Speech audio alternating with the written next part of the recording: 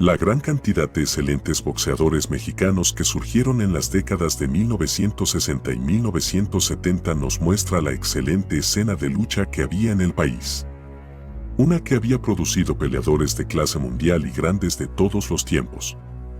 En el peso gallo, José Becerra y Raúl Macías tuvieron carreras fugaces pero impresionantes, y libra por libra, Baby, Arismendi y Kid Azteca ondearon la bandera.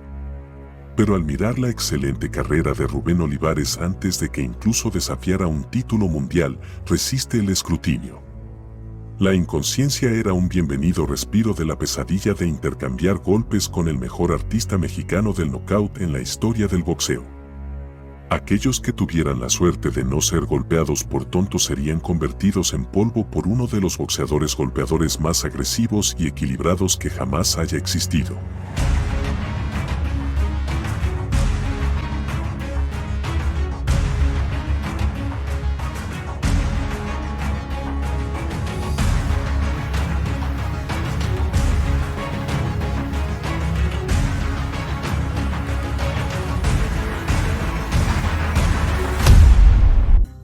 Rubén Olivares nació en la Ciudad de México el 14 de enero de 1947. Cuando era niño, Rubén tenía su cabello cortado por su padre, quien camufló el corte desigual cepillando la parte superior, haciéndolo parecer un erizo. El peculiar peinado llevó a los niños del barrio a darle el apodo, el Púas, en referencia a los picos en su cabello. Expulsado de la escuela debido a las peleas a la edad de 15 años, pasó mucho tiempo holgazaneando en el billar. A su padre no le gustaba hacia dónde se dirigía la vida de Rubén. Le exigió que se consiguiera un trabajo o regresara a la escuela o si no, se tendría que irse de la casa. No tendremos vagabundos viviendo por aquí, su padre decía. Su amigo llamado Fernando Cid decidió que debían convertirse en peleadores profesionales y los dos se unieron a un gimnasio de boxeo donde conocieron al entrenador Manuel Carrillo. Carrillo le enseñó los conceptos básicos del deporte y se dio cuenta de que Rubén era natural. Vino a mí cuando tenía 16 años, dijo Carrillo, y desde el principio tuvo esa confianza. Olivares se convirtió en una sensación en los aficionados y a menudo usaba la psicología en sus oponentes. En las peleas de aficionados, todos los peleadores se vestían en la misma habitación, Carrillo dijo. Rubén miraba el programa para ver con quién iba a pelear y luego preguntaba, ¿quién es tal y tal? Lo siento por ti, pobre chico, vas a morir. Luego, cuando alineaban a los peleadores para el pesaje, Rubén se paraba detrás de su oponente y decía, ¿por qué estás temblando? Sabes que vas a morir, pero sé un hombre al respecto. Rubén ganó los guantes de oro locales, pero no pudo clasificarse para los Juegos Olímpicos de 1964 en Tokio. Ahora, bajo la guía del manejador Arturo Cuyo Hernández, Olivares decidió convertirse en profesional a la edad de 17 años. Su éxito fue inmediato, ya que ganó 27 peleas consecutivas, con 26 por nocaut antes de ser empatado por Germán Bastidas. Rubén noqueó a Bastidas 6 meses después en una revancha. Después de derrotar a Bastidas, Olivares seguiría su campaña destructiva, demoliendo a sus oponentes en 17 ocasiones consecutivas antes de enfrentarse al peligroso japonés Takao Sakurai.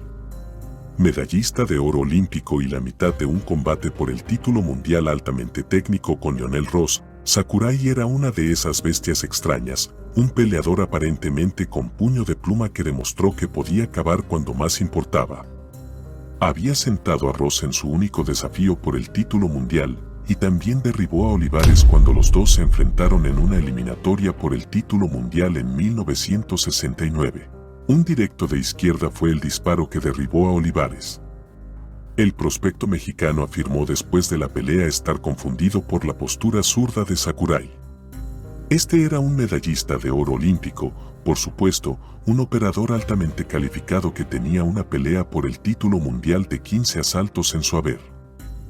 En las pequeñas imágenes disponibles de esta pelea, Olivares aparentemente adoptó el estilo de presión bien conocido como un elemento básico de los peleadores mexicanos.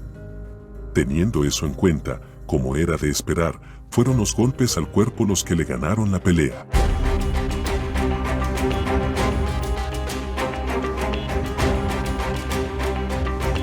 Sakurai se levantó valientemente 3 veces de golpes aplastantes que parecían doblarlo por la mitad. En el sexto, no pudo más, y Olivares se había reservado un encuentro con Lionel Ross. La prensa diría que Olivares dio la mejor actuación de la noche al desempolvar a Sakurai, emergiendo como un probable retador, pero una amenaza poco probable para el campeón mundial de peso gallo Lionel Ross.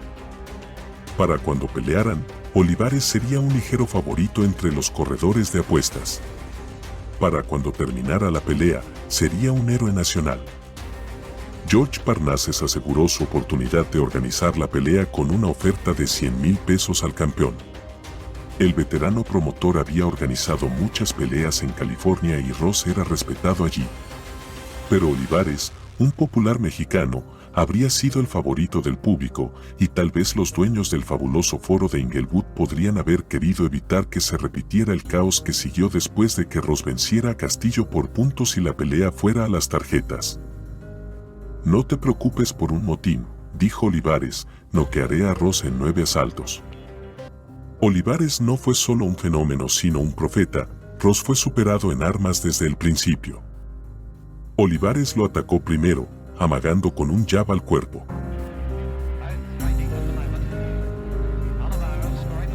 Ross, listo, defensivamente astuto, no mordió. Olivares rodeó a su hombre y golpeó con él. Ross había visto esto antes, el habilidoso boxeador japonés Sakurai que lo había dejado caer tanto a él como a Olivares dándole la misma mirada. Como lo hizo entonces, usando su tamaño superior para intimidar a Olivares de cerca, cortando con sacudidas cortas de cerca.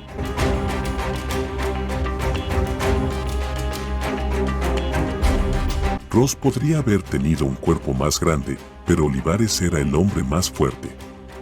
En una secuencia que se parece notablemente a la de Chucho Castillo derribando a Ross hacia las últimas etapas de su pelea, Olivares atrapó a Ross con la mano derecha y lo envió boca abajo a la lona.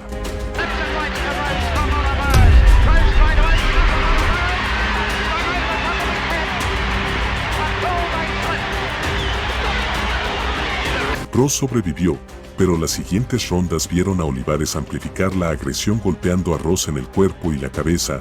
Aturdido por esto, con las piernas desgastadas debajo de él, Ross, una vez considerado un peleador resbaladizo, se redujo a un gran objetivo para que Olivares comenzara.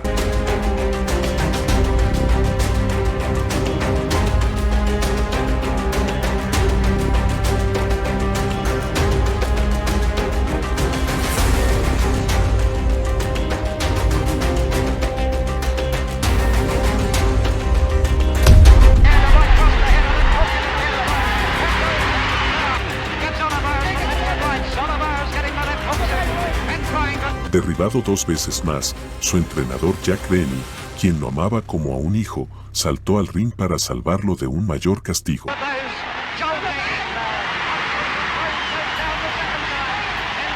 Olivares había hecho el trabajo en 5 rondas, más rápido de lo que había previsto.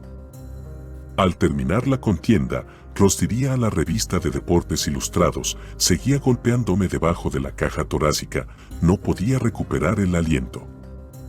Eso ciertamente explica por qué Ross no se movió tanto como de costumbre, lo que a su vez lo dejó exactamente donde el mexicano quería que continuara con su asalto corporal. La pelea recaudó más de $270,000, un récord para el foro en ese momento. El promotor Parnassus obtuvo oficialmente su superestrella número 1 en taquilla y México coronó a su nuevo héroe. 4 meses después, Rubén intervino contra el británico Alan Radkin. Alan Radkin había ganado 2 peleas luego de su derrota por decisión mínima ante Lionel Ross, defendiendo su título británico una vez y anotando un rápido nocaut en el primer asalto en una pelea por exceso de peso.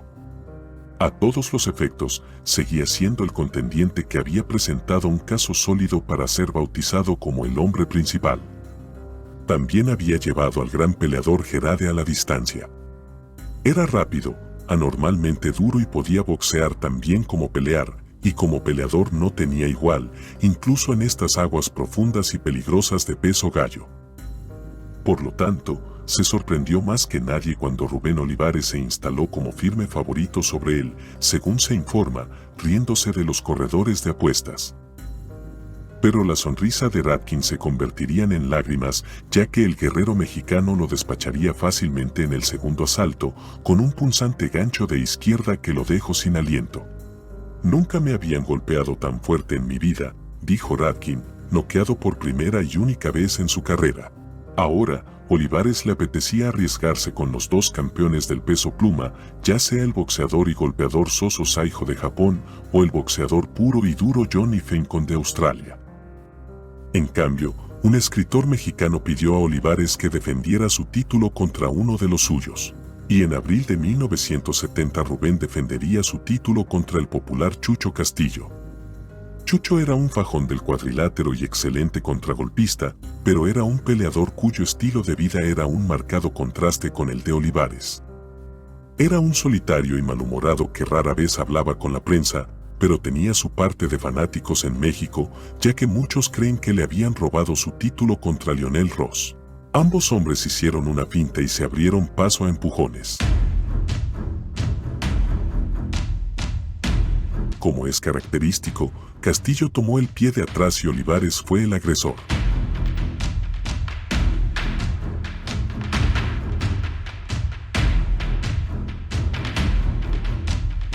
Pero después de 2 rondas, Castillo apenas se había estremecido, a pesar de haber probado el cuero más de una vez. En el tercero, Olivares intervino nuevamente, pero en cambio se encontró derribado, un contraataque corto con la mano derecha. Olivares saltó de inmediato y probó otro derechazo por su insistencia, todo antes de que el árbitro pudiera iniciar la cuenta.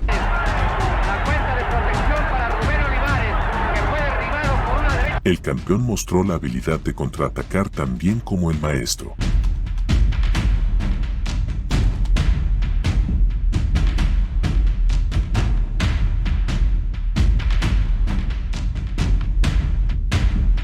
Y al final de 15 asaltos, donde el retador había predicho que Olivares estaría en su punto más débil, el campeón retuvo, trabajando duro después de la caída para mantener la presión sobre Castillo y conectar los golpes de mayor calidad. No es poca cosa cuando se enfrenta a un maestro contragolpeador como Castillo, que fue competitivo en todo momento. Olivares había demostrado que no era solo un favorito, tenía calibre de campeón y podía defender su título en la distancia contra un peleador altamente calificado. Castillo había recibido los mejores golpes del campeón y no se había acercado a doblarse, pero Olivares había mostrado aplomo y un buen motor.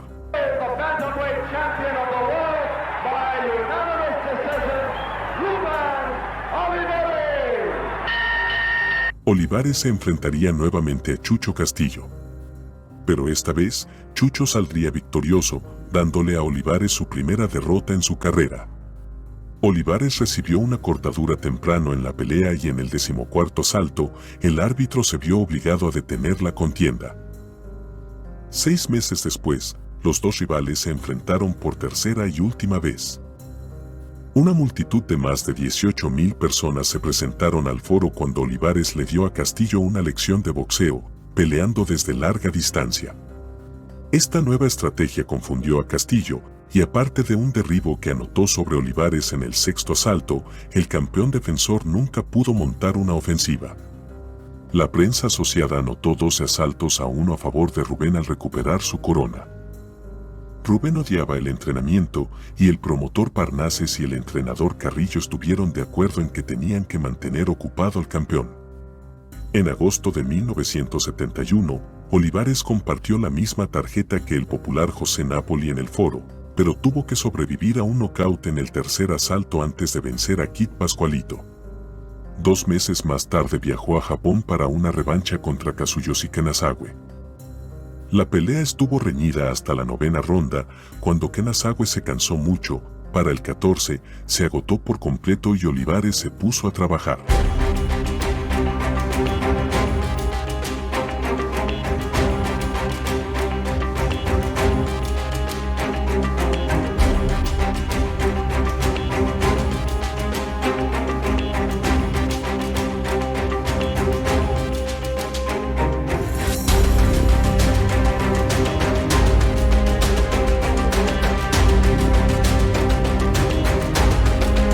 Olivares golpeó al japonés de Pilar a poste enviándolo 3 veces a la lona, ganando por nocaut en el 14º asalto, reteniendo así su cinturón de la WBA y WBC respectivamente.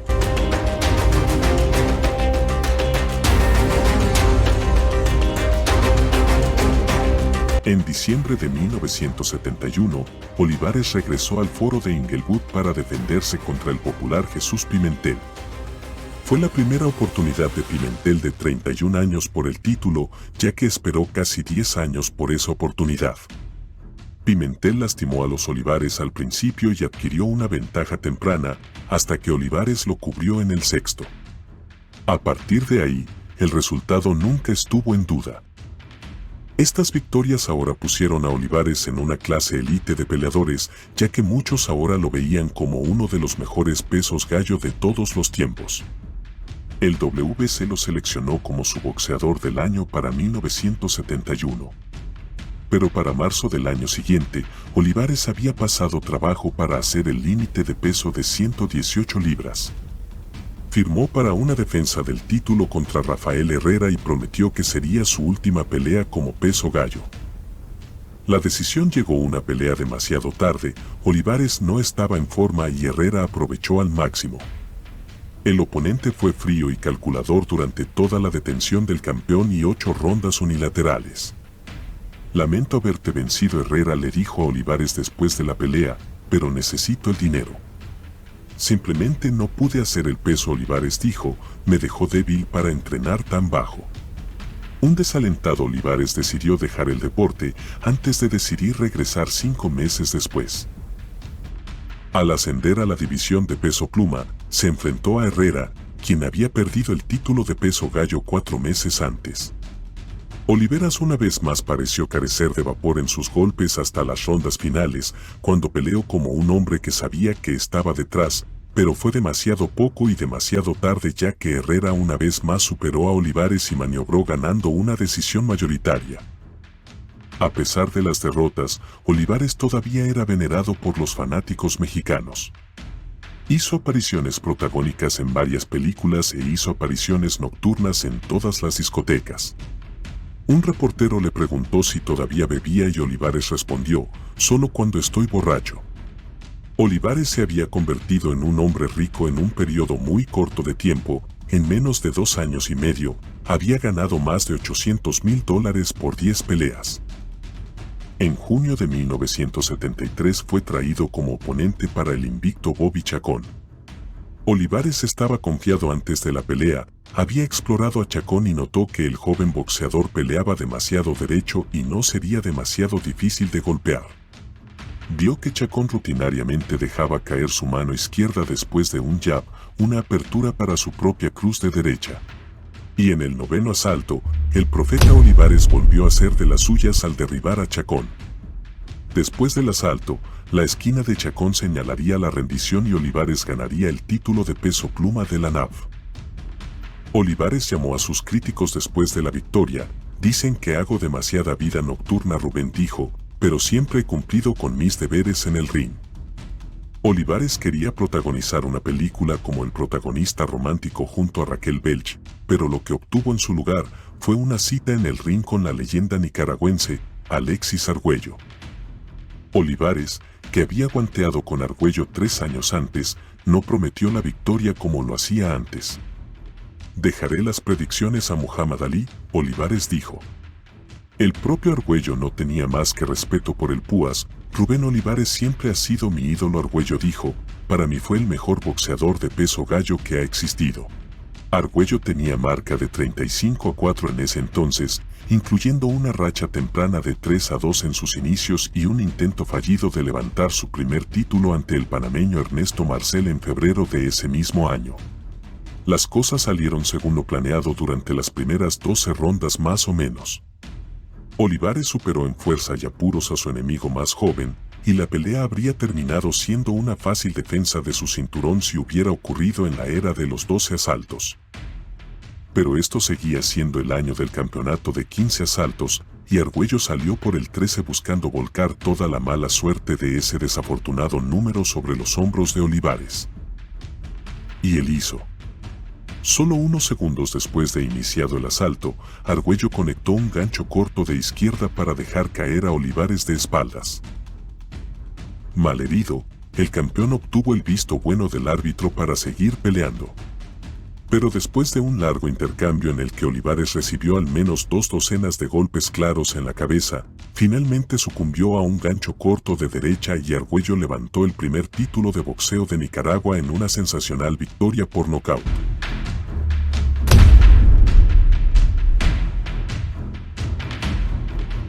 Solo 7 meses después, Olivares volvería a ganar el título de la WBC al noquear a Chacón en el segundo asalto. Pero lo perdería en su siguiente combate ante el boxeador de Ghana, David Cotey. Sería la última vez que Olivares tuviera un título. Pelearía 17 veces más, retirándose en el 1988.